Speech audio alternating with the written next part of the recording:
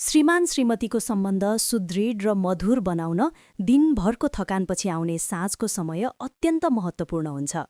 यही समयमा गरिने साना व्यवहारले सम्बन्ध नजिक पनि बनाउँछ, टाढा पनि पुर्याउन सक्छ। साँझमा गर्नुपर्ने कार्यहरू। साँझमा घर फर्किएपछि मायालु व्यवहार देखाउनु आवश्यक हुन्छ।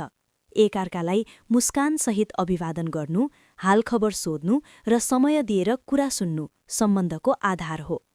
मोबाइल वा टिभी भन्दा केही समय छुट्याएर सँगै बस्नु, चिया पिउनु वा सँगै हिँड्न जानु आपसी नजिकता बढाउँछ।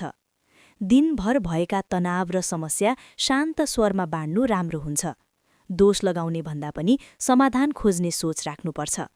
सानो सानो सहयोग जस्तै भान्सामा हात बटाउनु, बच्चाको हेरचाहमा सघाउनु वा घरको काम बाँडफाँड गर्नुले सम्मान र सहकार्यको भावना बढाउँछ।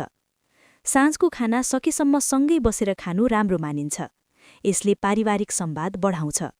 सुत्नुअघि एकअर्काप्रति कृतज्ञता व्यक्त गर्नु, राम्रो कामको प्रशंसा गर्नु र भोलिका योजना सँगै बनाउनु सम्बन्धलाई अझ मजबुत बनाउँछ। साँझको केही समय मायालु संवाद, धैर्य र समझदारीमा बिताउन सके श्रीमान श्रीमतीको सम्बन्धमा विश्वास, सम्मान र प्रेम स्वतः बढ्दै जान्छ। साना सकारात्मक व्यवहार नै सुखी दाम्पत्य जीवनको आधार हुन्।